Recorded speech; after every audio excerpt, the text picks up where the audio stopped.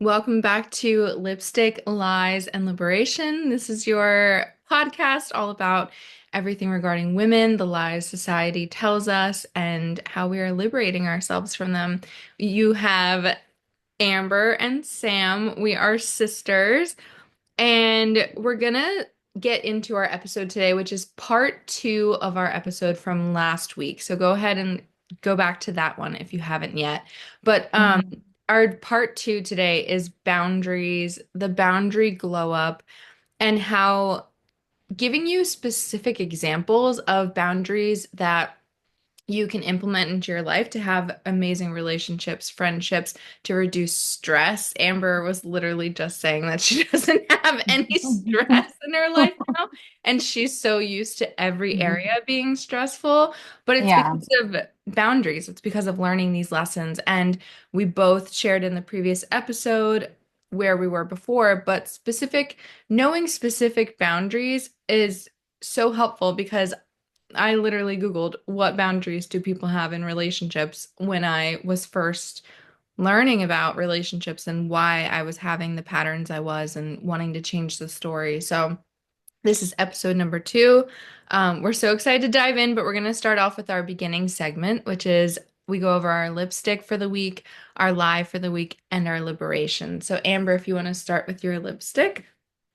So my lipstick is probably for about a year. I was getting my nails done like pretty regularly, and I would get gel. I tried, the Gel X with the fake nails one time, and I really liked it, but then like they were just my nails were getting destroyed, and I feel like I need a break.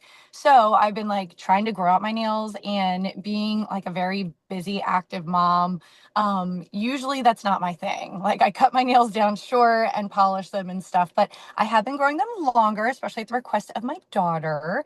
And so she has been doing my nails lately. And just to show it, I've been growing them out and she's been like filing them almond shape, which is new for me as well. And she's been painting them and they Oh, actually look really good. So that has been my ooh. lipstick because like my nails are natural and they're long and they've Yeah. been looking great lately. Wait, show them again. It's so pretty. She finds. Yeah. Oh, Yeah, so she files them and she paints them and then she puts like the cuticle oil on. And it's just been something fun for me and her. And that's she so actually gets like kind of proud of me when I keep them long. So that's so cute. Okay. Mhm. Yeah, I was getting acrylics for like a year and I have been all natural doing press-ons, but mine are very short and like fragile still. So good Yeah, job. thanks. What's your lipstick? That's really cute. Okay, so my lipstick is I don't really it's gonna sound funny, but Ella Langley. My lipstick is Ella Langley. She do you know who that is? Is she a singer? Yes. Okay. She sings this song that's like she's from Texas, I can tell by the Yes. way. And then I the was like almost late to work the other day because I was literally in my kitchen listening to that with like my AirPods in, like dancing and eating grapes. And then yeah, all of a sudden I was like, oh, I gotta go. But I love yeah. it. And then she has this song that's like I just want to be her so bad it hurts so bad it hurts so bad. I just want to be her. I just want and it's Oh, like I'll have to listen to that one. it sounds more country than how I just sang it. But and then she has the other one that's like, "Excuse me, if you Mm. look like you love me." Yeah. So I love that song. I always sing it to Ben. Um but yeah, I've been like obsessed with her. I saw something from her stylist like months and months ago, and then just more things kept popping up about her style and her hair, and she wears hair feathers and lots of fringe and lots of like velvet. She's kind Cute. of like a cowgirl Stevie Nicks and Yeah. of Western stuff, obviously. I've always loved fringe and suede and like so yeah, I've just been like loving her influence, like her hair, her outfits, and it's just been a little permission slip to like again get away from the professional dressing that I was talking about and just like having fun and like not caring and wearing all Yeah. suede fringe cowboy jackets that I have because I have a lot in my collection now. It's actually I have like at least 20 and a lot of them are like vintage. No, for real. That is a lot. Like suede vintage. That's a lot. Yeah. And I got rid of a couple recently, but I did just order another one the other day. So anyway, that's my lipstick. What is your lie? Okay, so my lie is that if somebody really wrongs you, you have to hold on to that grudge forever. And like as a person, like I don't really hold on to like anger or sadness well, I kind of like to diffuse things and like, like go on with my life. And I'm not really an angry person. So like even when somebody, does something that I don't like, and then if, consequently they're removed from my life, I don't really harbor anger for anybody or hate. So recently, like this week, I met with somebody who I had a close friendship with that fell apart during my divorce, and I think it was super painful for both of us. And I met up with her, and we had a discussion, and it was just really nice. And so, like, my lie is that, like, if you had asked me a year ago, I'd be like, I'll probably never talk to that woman again. But the lie is like, you can meet with somebody and have those conversations and still keep up your boundaries and still, you know, keep things in place that make you feel comfortable. And it doesn't mean that you're forgiving and forgetting, but you can do that. And it can be, which is also kind of tied in, it was like liberating for me because it's like, we had this hard conversation. We said things, that like bothered both of us. And, like I just feel like it's like a weight lifted off my shoulder. So it was like my lie and my liberation all at one time. Yeah, that's really good. That's awesome. Well, shout out to her if she's listening. And Um, so it's kind of like Oprah and Maya Angelou say is like you forgive someone because that is a gift for you to like let go of that anger and that emotion, but then you don't necessarily want that like they're not invited over. You're not going to have them over for dinner, but it's just like I'm done with you. You know, like we're done with this. I'm done with you. Go away. I forgive you. Go away. Yeah, and Like, it kind of gives like closure. mhm. Yeah, and it gives closure to like whatever was happening. You get to say the things you wanted to say, maybe leave with a little more clarity and move on. So, Yeah. That's a great yeah. lie and liberation. My lie is that I am just like fully deconstructing capitalist um like passion or capitalist drive. Like I sincerely just do not Mhm. care about success anymore. I don't care. I used to be so driven by like wanting to be successful to like prove something to our parents or like ex coworkers or like ex like students at school, you know, just like people you knew in your life. And I just like couldn't care less. I couldn't care less. The only thing I care about is love and like creating a world for myself where I wake up and I'm genuinely excited about my day and I have freedom in the way that matters to me and like I get to move through my day in the way that I want. I get to surround myself with the people I want and I get to do something that makes me feel like I'm offering love to this world. And that none of that has to do with money. And it's weird because people like personify money. There's a lot of spiritual teachings around money, like money, do this, treat money like a lover, treat money like a friend. But it's like there is money doesn't think. Money doesn't have a heart or a soul. It's just money. It's a piece of paper and it's like humans control money. It's the human behind the money doing the exchange. And it's like I hate Yeah. like weird spiritual teachings around all of that because it's like how you speak to money is like how you manifest money in your life. It's like no, like how you speak to another human being is how you manifest money in your life. And it's just Hmm. I don't know. I just don't care at all. It's all about for I've like really been deconstructing like it's just about the energy and the world I'm creating for my heart and soul every day. That is now the priority rather than like having money and a dollar amount to impress other people or to acquire things that would affect how other people see me rather than how my world feels. So, yeah, Yeah. it's been great. I think that's great. And I think it's something, it's kind of like a lie that even not just women, but men especially, probably even more, have been sold that, you need money or wealth or success to feel good. But I have known plenty of people who have wealth and success who are not good Yeah, and that's right in their soul and their heart and not happy. yeah. Um, so yeah, I think it's great that you're like able to let that go. Yeah, because I don't want to be 70 years old being like, I climbed the wrong mountain, or I spent all of this energy and time and I'm miserable, or I have no one around me, or, X, Y, Yes. and Z thing. It's just, that's not valuable. I'm not interested in that. Like, I Yeah. feel like my soul is like, no. Doesn't mean Yeah. I'm like against money or don't want to have abundance and overflow to like share with others and make a difference in the world. Like, not at all. It's the opposite. It's like I do want a lot of abundance and I do have big plans and dreams, but it's not the driving force and it's not the center of my reality. And it's not like a god to me like it Mm. could be. Yeah. Well, and I truly believe like when you can get to a place in your life where like money isn't the driving factor, Mhm. and you start concentrating more on things like boundaries that make you feel good and relationships that make you feel good and doing things that you enjoy. Once you start building that life, it's like it's wild, but like it will attract the money in. Like I feel Yeah. like that's something that can always be figured out. Agree. Yeah. Mhm. Totally Yeah. agree.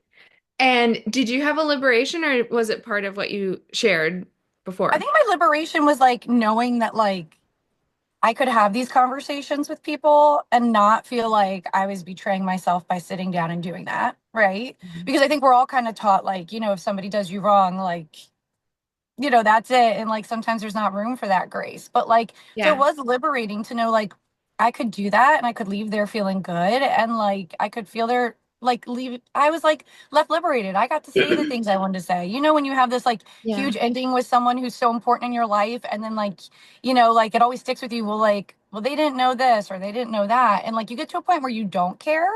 But like Mm. sometimes if you are offered that closure and you take it, it can Yeah. be like really great. Yeah. Yeah. And it most importantly, you did it because it felt right for you. So that's, Oh, yes, there was no other reason. It wasn't yeah. like because like I felt like society I needed to or like any of that stuff. Yeah. Yeah. You look like a heavenly angel right now. I was gonna say, is it getting like really light? I might have to move it. Sorry. Oh, I you're am good. taking it from the road, so it's a little harder for me right That's now. perfect. Yeah. Amber's working hard.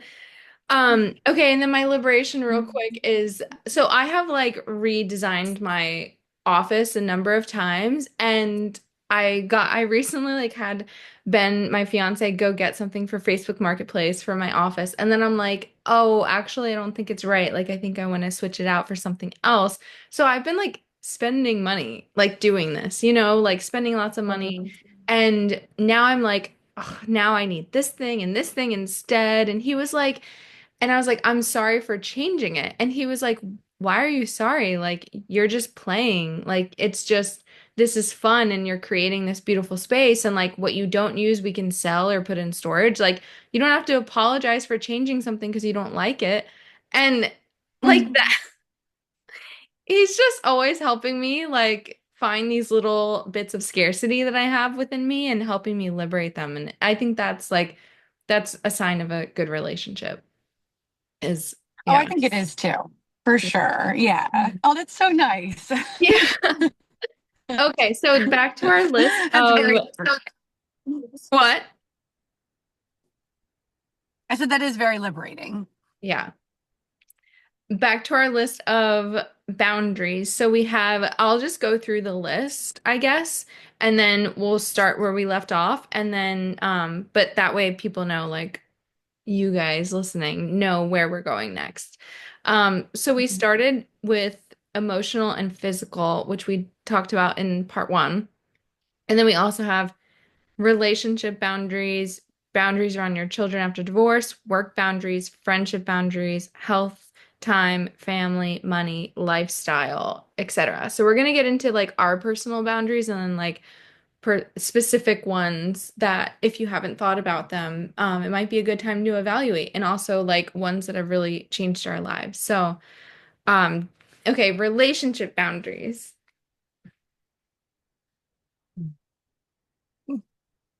Do you want to go first? I thought you were gonna want to. Um, yeah, I can go first for sure. Oh my God, so many. I have so many, well, relationship slash dating, we could say. And again, this is all my dating course. I have like a lot Yeah. on this topic in the dating course, but relationship boundaries slash dating boundaries, they have to pay, they have to open the door, they have to walk on the outside of the sidewalk, they have to carry bags, any bags at all, they have to help me put my jacket on, they have to be a gentleman, be nice, they have to confirm the date days in advance, they have to be respectful. They can't see my social media until we are official or it's been 3 to 5 months. They can't know where I live at first. I try to wait at least my rule when I was single was I would wait at least like 5 weeks or longer or till we were officially dating to be physically intimate because I would be dating men for like 5 weeks and then they'd be like psycho. And it's like, thank God I only like kissed that person, you know? Like, I'm so glad I didn't. Ew. Like, Yeah. Mhm. and so like, yeah, so many relationship boundaries. No one, and this is one that I'm like, I was kind of mad at myself because I didn't say things in the past, but it was like other people's partners, not mine. But like my partner can never, ever, ever say anything disrespectful about my family ever. I don't care Mhm. what it is. Like they can tell me Yeah. something, like if someone hurt their feelings or if they have an opinion or if they're being supportive, but they still have to share it in a way that's not disrespectful. Like I don't care if someone did something wrong or if they like voted for the wrong person or whatever. Like no, they don't get that right at all. Not in my presence, not in my family, not in Mhm. my world. They yeah, they have to have something they're passionate about. They have to be authentic. They have to like so many things. Yeah. They have to have friends. They have to let me have alone time. Um Mhm. yeah, so many. I'm trying to think of like unique or whatever ones. Oh, this is a big one that is inspired by other people, but I would always hear complaints from like people that their partners never like give them massages or like play with their hair, and that was a Mhm. non-negotiable for me. I was like, I need someone who's gonna be using physical touch. I need someone who's gonna like Yeah. rub me back and play with my hair. Oh, a big one that actually just came up. So I have a boundary, and I said this to Ben, like, if you do not pick up the phone when I call, I cannot date you. Like, Yeah. if you don't answer when I call, I cannot date you. And this happened recently. I called him twice in a row and he didn't answer. And I forget what it was, but I was like upset slash needing help. It was something the other day. I can't even remember what I was calling about. Mhm. But but I was annoyed, but I was mostly like being playfully like annoyed, but I still was like why did you not hear my phone call? Like, because he had his phone on him and he was driving and he texted me back immediately, but he didn't answer the call. I was like, I don't know why that happened. Like, that can't happen. And he like felt so bad and like took his phone to the phone store to try to figure out what happened. And then he took me shopping at a crystal store. And we got like this big, like, it's over there, but this like big, beautiful, like rose quartz and all this stuff. And he was like, I'm so sorry. Like, you mean, Sam doesn't get apology flowers. She gets apology crystals. I get I flowers love just it. for existing. I get other I stuff. know, which is so sweet. I do think flowers should be like any time, you know? Yeah. Yeah. Yeah. So, what are your relationship boundaries? So I think that that's all like really good. I think like I've been learning a lot of relationship boundaries, Yeah. definitely. But yeah, like with dating, I think I agree with you with the social media when you're getting Yeah. used to knowing somebody, which is something that like I didn't follow that rule at first. And I didn't really like go crazy or like regret it or anything, but I was like, I Yeah. see why it makes sense. Like I was like going on a second date with someone one time and like excited to see him again, and we switched social medias after the first date, and it was like he knew everything about me, and then Yeah. like he Easy. had like 4 posts, and I was like, well, this was not a fair trade. So like that can happen, and that's why it's important, because I'm like, well, that sucks. Now you know everything about me, and like I'm not even sure if the 4 posts I'm seeing are real. Like, you know what I mean? Yeah. Because like you look like a bot who like just created this weird profile.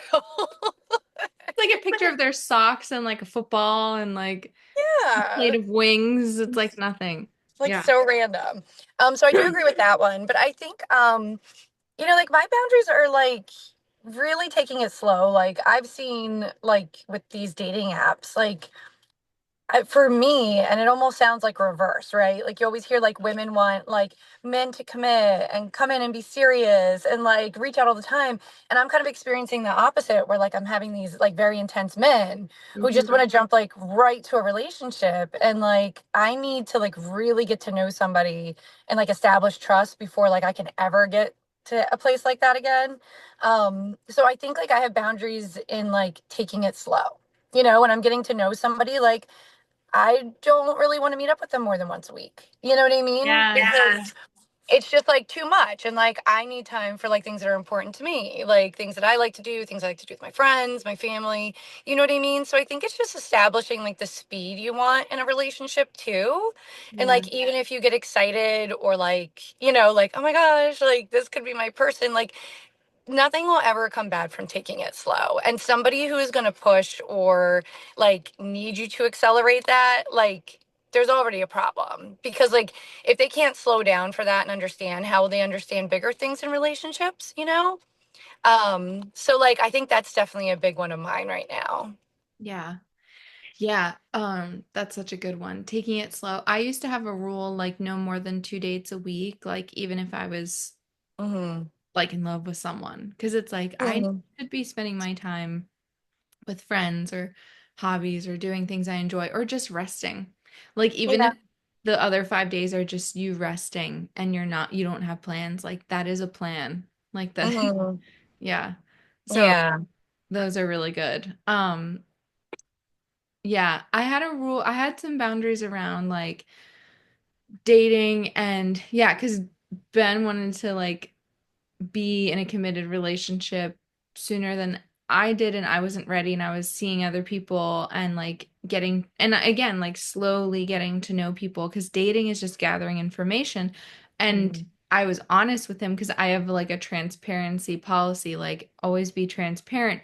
And I was like, yeah, I'm seeing other people and like I'm still gathering data and like getting to know you and we'll just see how it goes. And but he never asked, but if he did ask for details of like, well, who is this person? How often do you see them? Like if he had asked details like that, my boundary would have been like, I'm not sharing that. Like that's none of your business. Like I'm going Yeah. to be transparent with you when it comes to things that revolve around you, but it doesn't regard you. And that's like yeah. So, because I've heard stories of men asking questions like, well, are you sleeping with that person? Are you doing this? It's like, we're not in a relationship and that's how you're acting already. Like, that's not a Hmm. good sign. And like, I'm going to respect my privacy and like, that's not your information. I'm sharing with you, I'm seeing other people because it affects you. What doesn't Hmm. affect you is all the other details. And like, so Yeah. yeah, I I just, totally agree with that. Yeah, I do. And I think like circling back to one of our other videos about like being a people pleaser and trying not to do that. Like I feel like I have been super honest, in my dating. And if somebody's asked me, like if I'm seeing other people, and like even like most of them start with just, I really like you and I'm not seeing anybody else. Are you seeing anybody else? So it like already sets you up to like yeah. feel bad about what your response is going to be if you have decided that like you are dating people, because like you're just getting to know someone.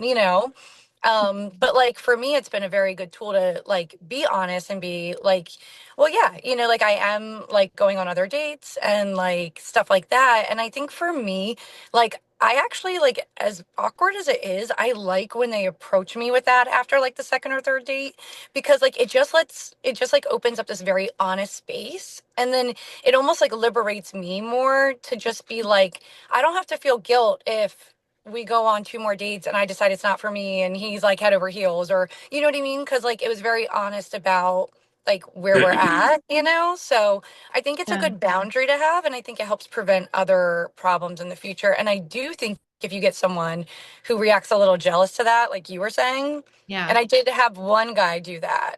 Um, and like, yeah, I saw it be a problem like two more dates down the road, you know, like Mhm. he had asked me and then he was like, well, do you have any more dates before I see you next week? And then I would be like, yeah. And then like a couple days later, so what day is your date? That way I know and I'll know when it's over. And then like all of a sudden, like I'm giving him information that like I had no plan to give him. No. So like, but like even like monitoring and like noticing that kind of behavior from someone that you've only gone on a couple dates with, Yeah. I think is important and can help you decide like, okay, if this is like this at the beginning, it might not be what I want, you know? Yeah, and you're just getting to know someone. It's like, Yeah. no, there should be none of that. Like, you're still just getting to know them. Like, you don't, they're still a stranger at a second date. So it's Mhm. like, yeah, that's really bizarre. Yeah, and like you said too, you can kind of talk to somebody and go on dates for like 5, 6 weeks and then like all of a sudden see this huge side of them that you never realized. So Yeah. like it is important to like take your time and like get to know somebody, especially before you get into like anything committed. Hmm. Agreed. Such a good Hmm. point. Okay, Yeah. boundaries around bringing people around your children slash after divorce. This is Amber's Hmm. expertise because she has experienced a divorce and has children, and I have not. Hmm. Yeah, so I think like for women, I just think like one, you have to do whatever feels good for you and just know that if you want to change your rules or your boundaries, like you're always able to, you know? Like just because you say like nobody's going to meet my kids until I'm in a relationship for a year, doesn't mean that you have to stick to that. 6 months later, 8 months later, if you're like, wow, like this is the guy, you know? But I Yeah. do think it's important before you start dating to kind of like establish those rules for yourself and try to stick to them, because it'll prevent you from getting caught up in something that maybe isn't forever and then introducing people to your kids and affecting their lives, you know? Yeah. Especially if you've had kids and you were with the father for a while, it's a big change for the children. And then to bring somebody else in, you know, that you hope they'll love, but then people do get close to kids. And then when you separate, it just makes it that much harder. Or it could make it so that you might have a reason to try to make something work that's really not supposed to. Yeah. Wasn't it 2 months after we moved into our new house when we were kids that we woke up with some random man there? AKA Joel. With what? um, yeah, it was pretty quick. And I My memory I is like think too, the thing is, we were like 2 months into our new house and I just woke up and like our stepdad was our new stepdad, soon to be stepdad, was in the bathroom and I had never met him in his boxers. oh my God. So don't See, do like you don't that. want stuff like that happening. Yeah. No, no. And again, he was a narcissist, like got Mm. divorced. He was crazy. Yeah. So Mooched there's off. probably things that he did that pushed the relationship along quicker, you Yes. know, like manipulative things that shouldn't have. And I think with dating and like introducing people to your children, like it's very important after a divorce or after like a long breakup when you have kids to like really establish like a home with you and your kids that feels good. Yeah. Like that's what I've done. Like a safe, really great home. And like I don't even like, and like everybody has their boundaries, but like I don't even let people like, even if I've been on multiple dates, like come to my home because like, you know, like that's my space. So like I think just like setting boundaries, like if you're gonna let people come back to your house at all, like with your kids not being there, because it's just like you need Yeah. to have a space for them and like kind of keep your dating life separate. And then when it feels like something that's like really great that could bring happiness into your children's life that you're serious about, then like start to integrate it in. Yeah. Yeah. And also like background checks, like do them. Like If I had kids, I would be doing a background Yeah. check. I would be hiring a PI. Like, honestly, I would be like, give me your web search history. Like, I don't know. Yeah, I mean, there's Mhm. Megan's Law that you can go on to like look people up to see if they're sex offenders that are registered in your area. I'm pretty sure you can call like county courts or like the county. I don't know. There's something in the county that you can call and like ask for a person's name and they can tell you if they've ever been arrested and stuff or convicted. But like there are things that you can do, and especially with children, like it is smart. Yeah, I just think you can never be too safe. Like, Mhm. be intense. Don't be afraid to be intense. Like I love Amber and I both really love Russell Hartley. He makes us laugh so much on He's, Instagram. I he's think he the has TikTok best. too. Russell Hartley with his like suit, but he always says like women will comment and be like, I don't know if like men will date me because I have kids. And he was like, they'll date you even if you have a husband. Like they don't they don't give a fuck. Like they will We'll date date you with you a husband and kids. even if you have a husband and kids. Like they don't care. Yeah. So like don't be afraid of like, oh, like if I, if I'm too harsh or if I have a wall up or if I'm too protective, I'll lose them. Like think about it. Like a good man will be like, heck yeah, be protective. Like do what Mhm. you need to do. I want you to do what you need to do. And that's how it should be. No excuses, no Yeah. exceptions. But And I okay. agree. I will say that to the moms out there though. Um, I have never run into a man who said he didn't want to date me because I had children. Yeah. And and I'm very honest, like, no, I can't see you this week because things are busy and I have my kids. Or like, oh, I was supposed to do this with you and now I have to cancel because or I have to pick up this phone call. And like I don't like to be distracted when I'm on dates and like I am like very intentional with them, but like I do think that most men surprisingly are very like they're very like they're understanding with it. And if Yeah. you meet someone who's not, then that's probably a red flag anyway. So Yeah, like if someone genuinely doesn't want children, like that's fine. They will make that boundary of theirs known in a healthy, respectful way. But if a man like really loves you, like he will be happy to be a part of a family and like take care of you. yeah. Yeah, it won't be an issue. Work boundaries. This Mm, big fucking one. Wow. this one's hard. Yeah. This one is hard. Yeah, so work boundaries for me are something that it took me until like last year to really learn. Like every time I've had a job, I had to learn so much.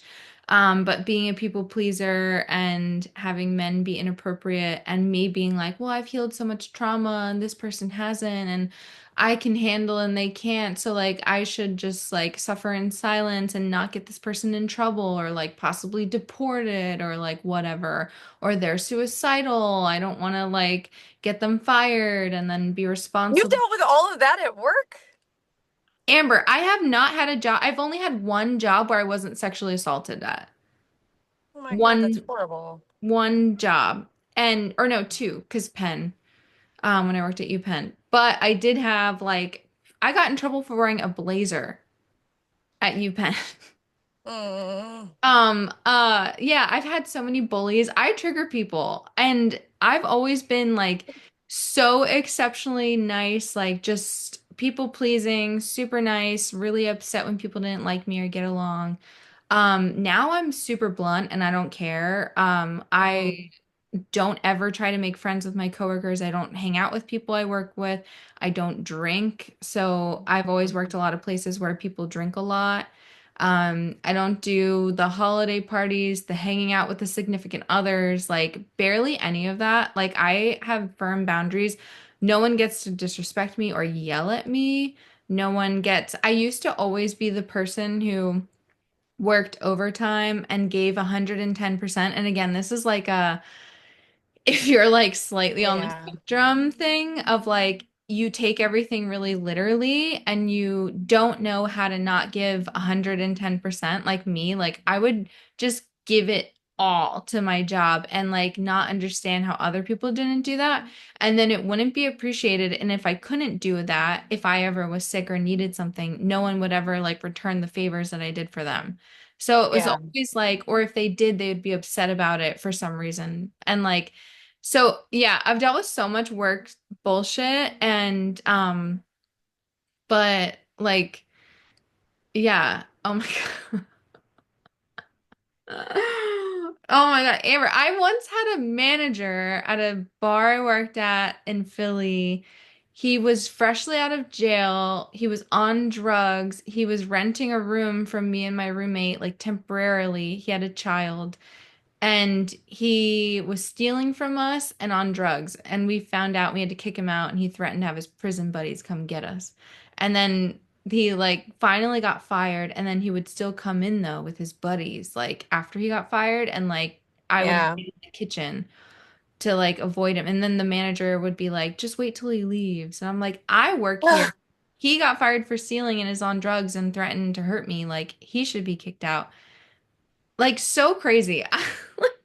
Well, and I'm sure there's different boundaries that need to be put in place when you have like industry jobs, Oh like yeah. you did, especially as like a young woman and stuff, versus Yeah. like more corporate jobs, which is kind of Yeah. what I've held. So like I guess like different problems and different boundaries, you know? Different problems, different industries, Mm. but like same things though. I think good boundaries, like I worked for a small startup and they had a company car, but they were asking me to use my car.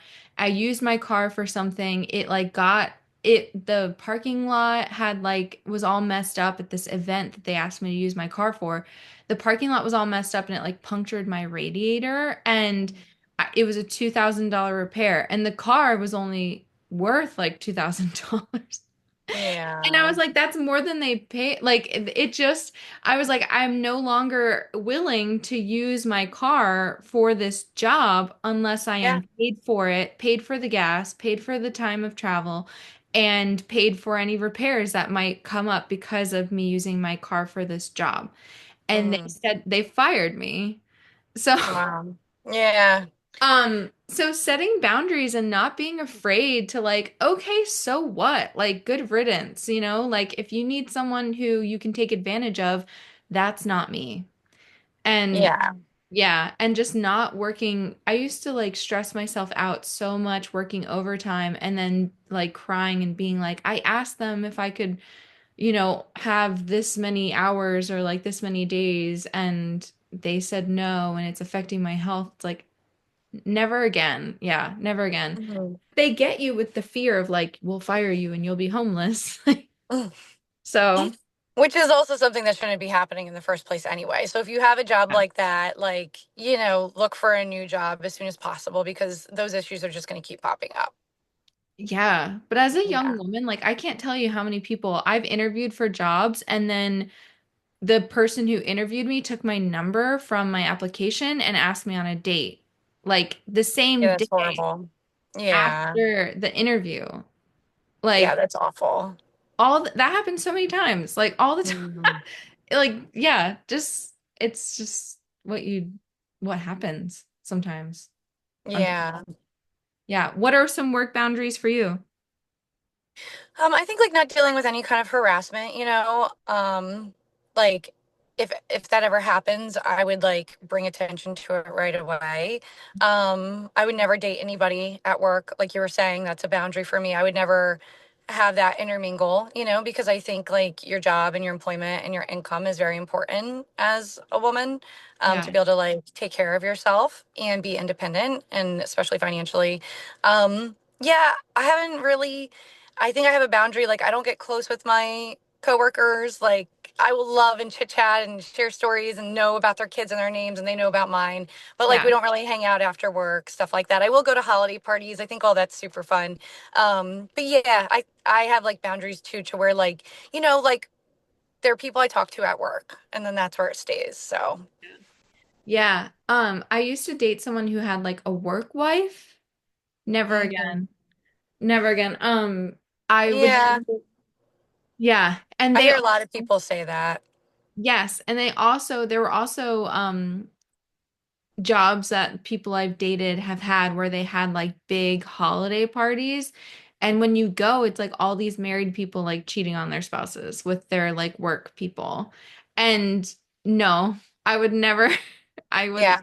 nope, you don't get to go. Or like, I don't know, I just would never even date someone who would like go to those events or like, I mean, Ben has his own company, it's just him and um, his business partner. So it's like they joke around like took myself out for holiday part like Yeah, but yeah. yeah, none of No, I that. get what you mean. Like people who have those types of relationships or talk about their Yeah. coworkers like that. Yeah. Yeah. My ex had someone that like he would like say was like his work wife. And it never bothered me. And I think just because like I don't know. It just never bothered me. It was never something like I felt any kind of way about or insecure about or anything. But then after we got divorced, she did like make some advances at him. So I do think Sure. that there are underlying, like, like there's a joke of like my work wife or work husband, but Yeah. like, I don't know, there could be things there. So like, why even mess with that? Why even bring that into it? Yeah, it's not a joke. And like the term wife is like Hmm. that's It's supposed to be like special. yeah, so like only one person is your wife, not multiple. Yeah, so Yeah, you can't have it in all your areas of life. It's one. It's very yeah. true. No, like So, that's just inappropriate to start with. So, and people yeah. who are like, it's a joke, like Mhm. they're not joking. They're not joking. Yeah. So I Um, think those are all really good boundaries that we covered. And like, I will say, like, I am living proof that if you just sit down and think about it and like go over some of these and think of boundaries that work for you that you're comfortable with, it will change your life like drastically. Like, I have had so much stress and drama and issues. And like the last year, I have implemented my boundaries. And not that you're never going to have problems, but like I live a very peaceful, happy life. So, yeah. I mean, I've shared like crazy stories and it was because I didn't have any boundaries and because I was more concerned with being mm, nice and like making sure that I was being kind to other people, which I do believe in kindness, but I was more focused on being a nice person and being like giving and generous and forgiving than protecting myself and loving myself and being nice and kind to myself.